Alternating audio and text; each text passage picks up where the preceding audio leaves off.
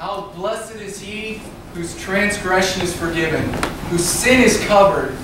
How blessed is the man to whom the Lord does not impute iniquity, and in whose spirit there is no deceit. Amen. I wrote those words after one of the most trying times in my life. I know what you're thinking. How could I, King David, write words like that? I mean, I was the young boy who, as a lad, killed a lion and a bear. And of course, you've heard of the story of David and Goliath, right? He killed the giant. How could I possibly know or need to know what forgiveness is? Well, here's how it happened. My responsibility as king of Israel was to take care of my people, and I failed. I allowed pride to come in my life and take over.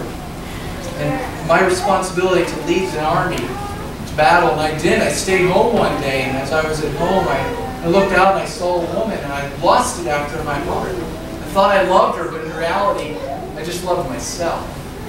And so when she came to me, we spent a night together, and to my shame, I allowed my pride to rule me, and I would probably remain that way, except a few days later, she came back. Her name was Bathsheba, and she wanted to talk with me silently. We went into a private room, and she looked at me and she said, "David, I'm pregnant." All of a sudden, guilt just swarmed over me because now I couldn't hide my sin. What would happen? I really thought I had, to my shame, was to cover my guilt.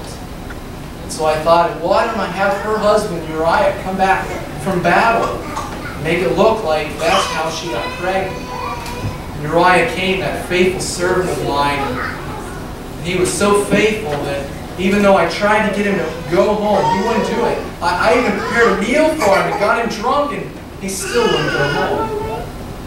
And so months later, as I let my guilt build up inside of me, I put this plan together where I would send Uriah back and have him killed.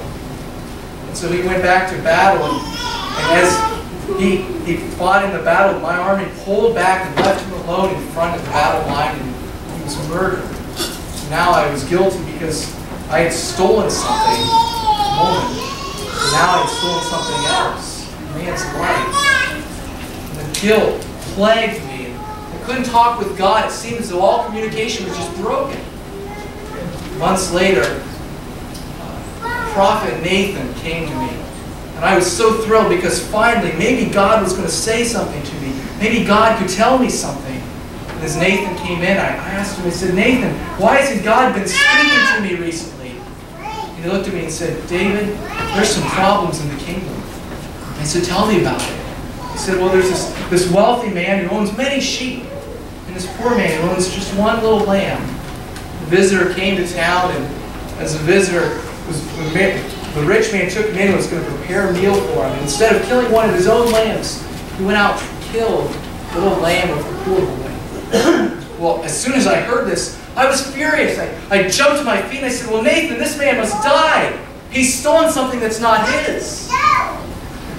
This day I can still remember Nathan's look as he looked at me with those eyes of compassion. He pointed to me and said, "David, you're that man. See, David, you've stolen something that's not yours. David, you have alienated, you've separated yourself from God." And that's when it dawned on me that every single one of us has sinned against God and deserves to die.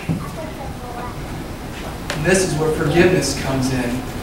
Because Jesus Christ sent His only Son, or God sent His only Son, named Jesus Christ, to die in our place. So that sin that we've committed, He can take and forgive. And so, my only response, I think everyone's response should be, was to kneel down and to pray. Be gracious to me, O God, according to your loving kindness, according to the greatness of your mercy, blot out my transgression. Wash me thoroughly from my sin and cleanse me from my iniquity. For I know my sin, and my guilt is ever before me. Against you only have I sinned and done what is evil in your sight, so that you're just when you speak, blameless when you judge. Behold, in iniquity I was brought forth, and in sin did my mother conceive me. Behold, you desire truth in the innermost being. And in my hidden part, you will make known wisdom. Make me to hear joy and gladness. Let the bones which you have broken rejoice. Hide your face from my sin. Cover my transgression. Create in me a clean heart and renew a steadfast spirit within me.